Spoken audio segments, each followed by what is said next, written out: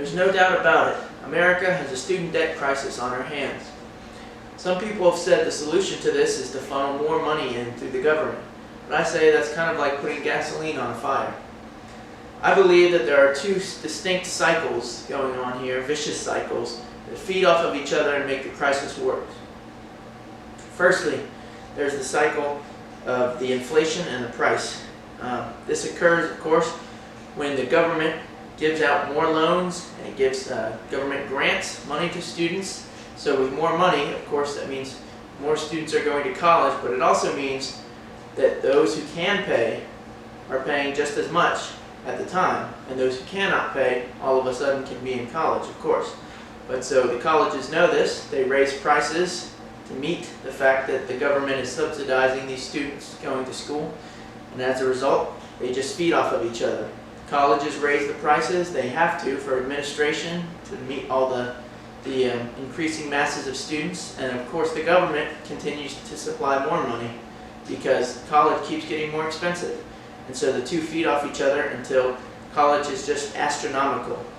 It has increased more than 5 times over since the 1980s, the cost of college has. So that's one of the cycles, and that's a very difficult problem to solve. But the other problem, just as difficult, is the problem of how many students there are in college, and of course, therefore, how much a degree is worth after going to college.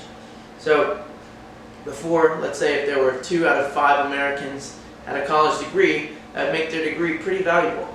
So when they got hired, they would have higher wages, they would be hired for better positions, and this was because they had a degree and others who came to the same job would not.